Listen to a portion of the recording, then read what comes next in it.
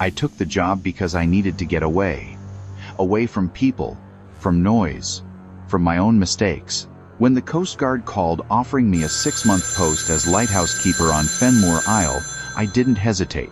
They said it was an easy gig. 1 light, 1 generator, and a simple weather report to transmit daily. Quiet as the grave, the agent joked. I should have paid more attention to that part. Fenmore was 15 miles off the coast of Maine, a jagged rock with a single crumbling cottage beside the old lighthouse. The last keeper, a guy named Palmer, had retired early. No explanation. Left in the middle of the night, according to the Coast Guard. I figured maybe he went stir-crazy. I was wrong. My first week was uneventful. I settled into a routine check the light at dusk, log the weather, drink coffee, read, sleep. The only sound at night was the wind and the distant crashing of waves. But on the 8th night, I heard something new, knocking. It wasn't at the door, it was from inside the lighthouse tower itself. Hollow, deliberate, like someone tapping on the inside of the walls. I grabbed my flashlight and climbed the spiral steps, calling out. Nothing. But the moment I stepped onto the top deck beneath the lens, the knocking stopped. Over the next few nights, the pattern repeated. Knocking always 3 short taps followed by silence. I checked the tower every time. Empty. Until the 12th night, when I found something carved into the inside of the metal hatch. I'm still here. I radioed in to the mainland. The signal was fuzzy. They dismissed it as isolation getting to me. "Don't go writing ghost stories out there, Collins," the officer said with a laugh. But I hadn't told him what the message said. I tried to ignore it. Blamed the wind. The structure settling. But then came the dreams. Always the same. I was standing at the top of the tower, looking out over the sea, and behind me, someone was breathing. Heavy. Close. When I turned, there was no one there, but the door would always slam shut, trapping me inside.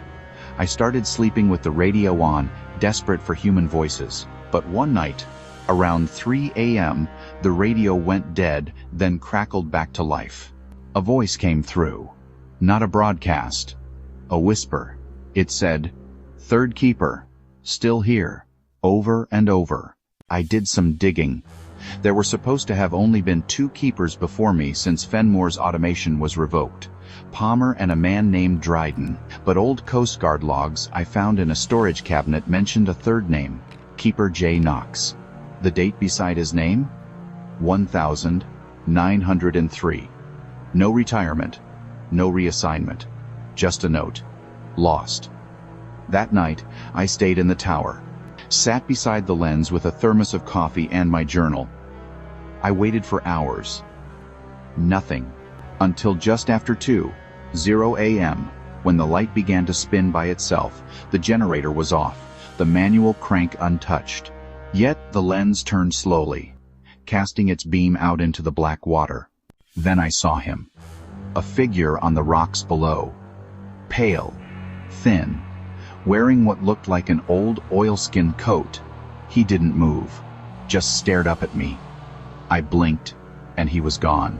I nearly fell down the stairs trying to get outside, but when I reached the shore, there were wet footprints leading away from the water, toward the base of the lighthouse. The inside was cold, not just chilly cold, breath-visible cold. I could see my exhalations even though it was May. Then the knocking started again, louder, faster, not from the walls now, from beneath the floorboards.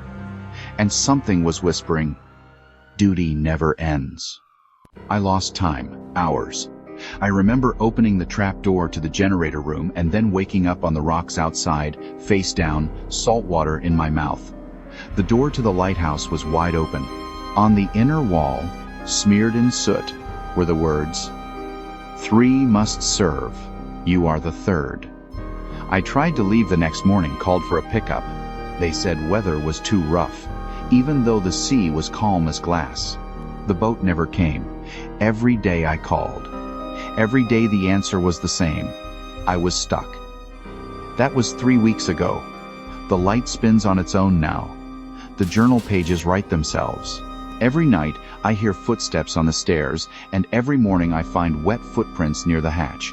I no longer question it. I keep the light burning, I make the reports. I am the third keeper. And when the next one comes, if they ever come, I'll be waiting. There's a stretch of rocky coastline near Nova Scotia where ships used to vanish with disturbing regularity.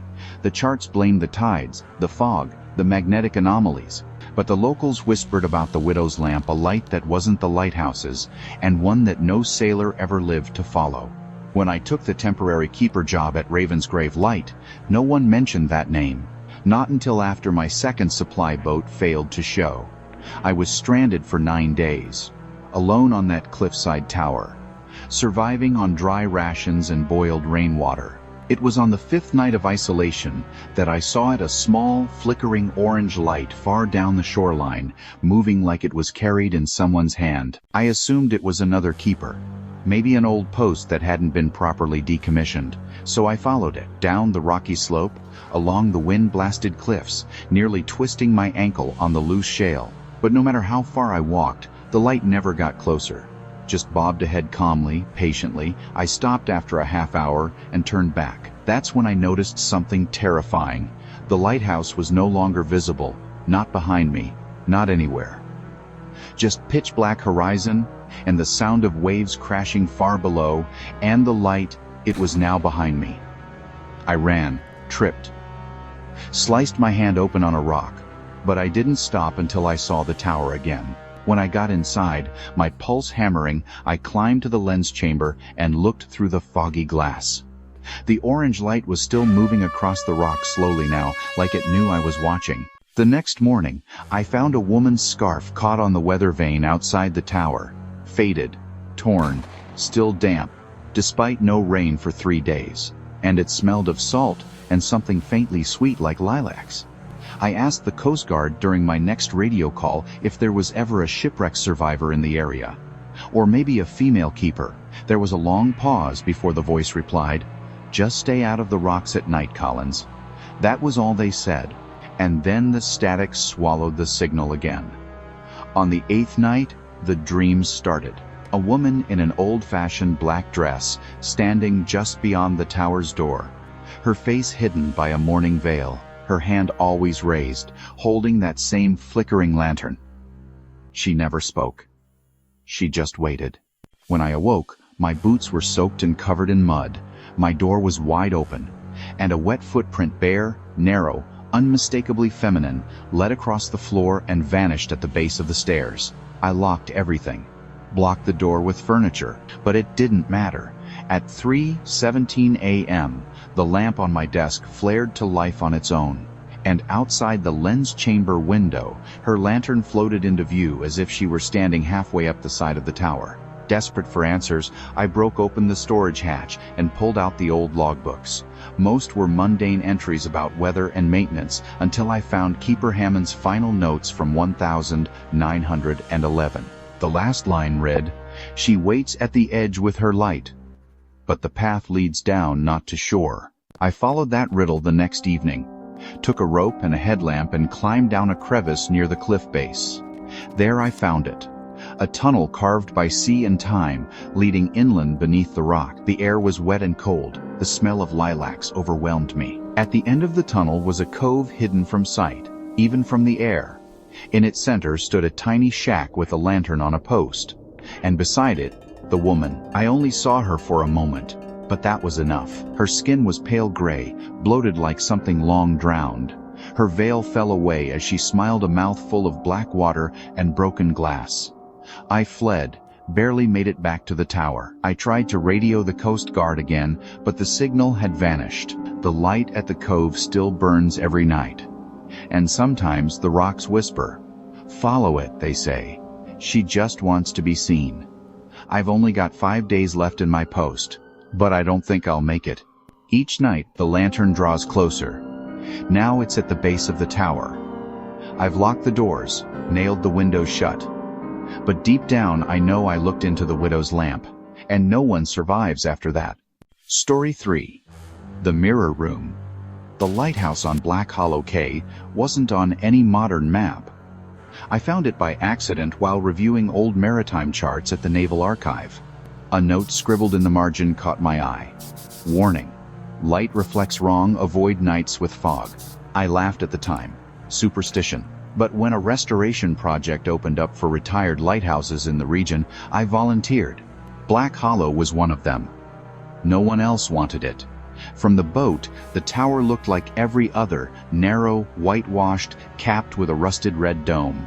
But the moment I stepped ashore, I felt it a strange pressure, like standing in the eye of a storm. The air buzzed with something just outside the edge of hearing, like low whispers under the wind. The keeper's logbook was untouched since 1964. The final entry chilled me. The mirror watches. Light no longer shows the way. It only traps what it sees. The rest of the page was torn, the ink smudged as if waterlogged.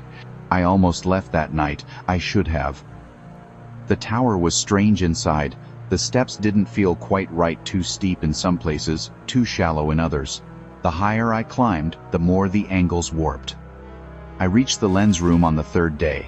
Instead of a standard Fresnel lens, I found something else entirely.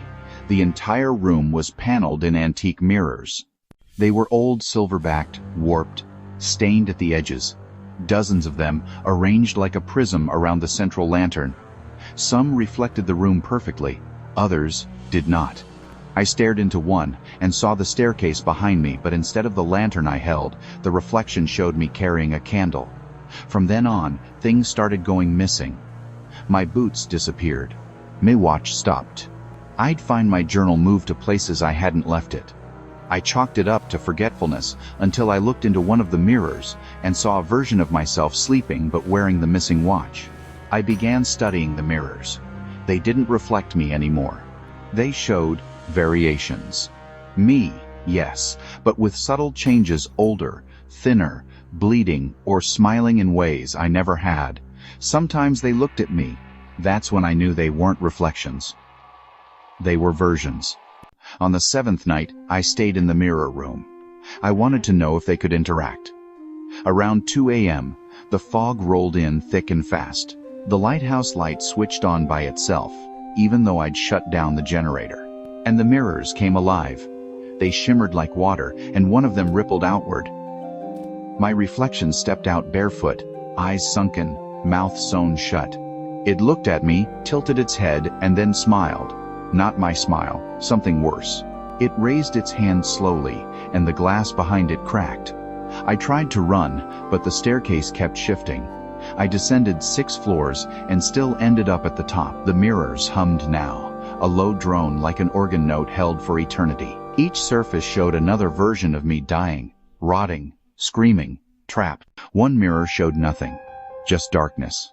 I stared into it too long and saw something else, a place of total silence where versions of me were piled up like broken dolls, eyes wide with horror. I realized then, this place didn't reflect possibilities. It collected them. When I broke one of the mirrors, it bled. Thick black ichor ran down the wall, and the hum became a roar. A dozen reflections began slamming their hands on the inside of their glass, desperate to get out. One cracked halfway through. Its hand reached for me. I sealed the door to the lens room and barricaded it. Since then, I've lived in the base of the tower. I smashed every mirror I could find outside the chamber. But sometimes, even in the windows, I catch glimpses of things that shouldn't be there.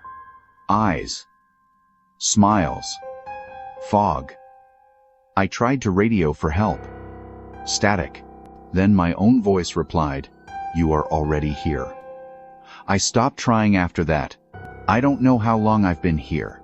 The calendar stopped matching the days. My reflection doesn't age anymore, but I do. If anyone finds this, don't go up the tower. Don't look into the mirrors. Don't light the lamp. Black Hollow doesn't warn sailors anymore. It traps them. And now, I think I've become part of it. My reflection doesn't match me. I think soon, it will come out again. My job was simple: monitor radio transmissions from offshore lighthouses that had been automated but still sent regular status pings. I worked night shifts out of a crumbling coastal station in Newfoundland. The job was mostly boring, one coffee-fueled blur of static and routine timestamps. That is, until one night, I picked up a signal that wasn't on any list. It came in at exactly 2:11 a.m. A thin whine, at first like distant Morse code, layered beneath wind. Then a voice. Not synthetic, like the automated lighthouses used, but human. And terrified. All it said was, "This is Keeper 9. Please respond. They won't let me leave." There was no Keeper 9 in the system. Every lighthouse had a designation, and there were only 6 registered keepers active in the entire region. I cross-checked frequencies. The signal seemed to originate from Carrick Point Light, decommissioned in 1982 after the original structure was damaged in a storm. I reported it to my supervisor. He muttered something about ghost channels and told me to log it as interference. "Carrick's dark," he said. "There's nothing there to transmit." But I couldn't let it go. I started manually tuning to that frequency every night. And every night, the message changed. "Still here. Still waiting. They keep walking past the windows. Tell my wife I didn't jump.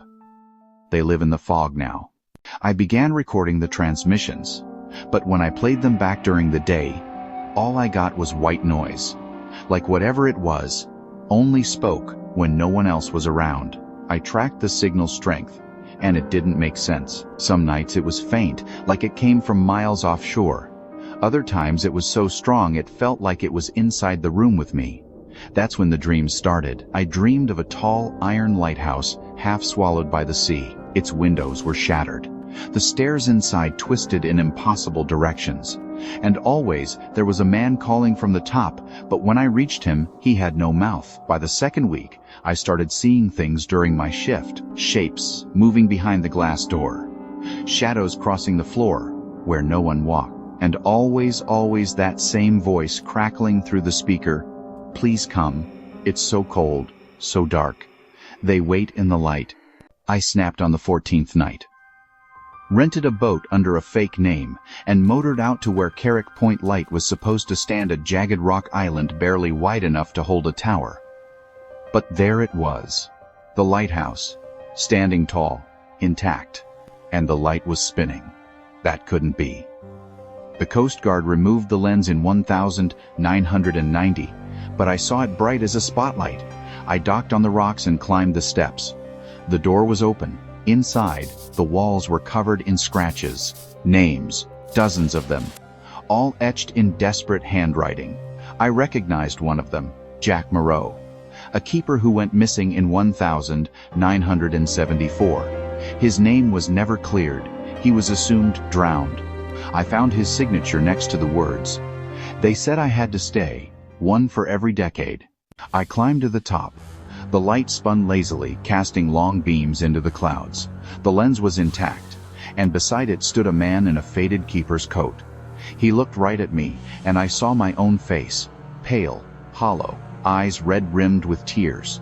He opened his mouth, but instead of words, a rush of radio static poured out. I stumbled back down the stairs and fled to the boat. As I pulled away from the rocks, the lighthouse light shut off behind me, the fog closed in, and for a moment, the whole thing vanished from sight. Back on land, no one believed me. The station logs from that night were erased. The recording I made? Blank. But every night, just after 11 a.m., the signal comes back, stronger, clearer. And now it calls me by name. I haven't gone back yet, but I know the truth now. That signal wasn't a warning, it was an invitation. And one day soon, I'll answer it. Because you don't hear Carrick Point. You join it. Story 5. The Storm That Never Came. They warned me about storms before I took the job. The Gulf weather changes fast, they said. You'll see lightning on the horizon and have 30 seconds to prepare. But what no one told me was that sometimes the storm doesn't come at all, and that's worse. I learned that at Arliss Point Light, a lonely tower that hadn't seen a keeper in 40 years. Until me. The place wasn't even on the modern logs. I found the posting buried in an old NOAA job board. 6 weeks, emergency coverage while the new systems were installed. A boat dropped me off with a radio, enough food to last, and a warning. If you hear thunder without wind, get inside. Don't look out the window. The first 2 weeks were calm. Boring, really. I watched the skies, kept the beacon rotating, and read old novels. The light spun perfectly. The waves crashed like clockwork. But on the 14th night, I woke up at 3:33 a.m. to a single, deafening crack of thunder. The air was still. No rain, no clouds, just that one massive sound, like the sky splitting open. I rushed up to the beacon chamber and looked out. There were no ships, no waves. In fact, the water was glass flat, perfectly still in all directions. And then I saw them. Lights. Dozens of tiny white lights just off the horizon.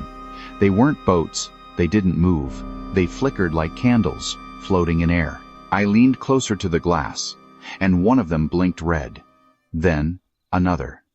Then all at once, they vanished. The next morning, I found water dripping from the inside of the windows.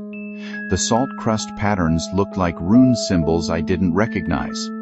That night, I saw the lights again. Closer this time, and I swear I heard voices not carried on the wind, but from inside the tower. The thunder returned on the 18th night. No rain, just that same terrible crack and a low rumble that went on for over 20 minutes. It wasn't thunder. It was a chant, a droning sound like hundreds of people humming in unison, vibrating the walls of the tower. I tried to radio the Coast Guard. Static. Then a strange clicking sound. Then my voice, saying, "He won't make it past the 21st. I hadn't spoken yet. The voice was predicting me. On the 20th night, the lights reached the base of the tower. I watched from the top as the sea rolled back like it was retreating from the shore, and figures walked across the ocean floor.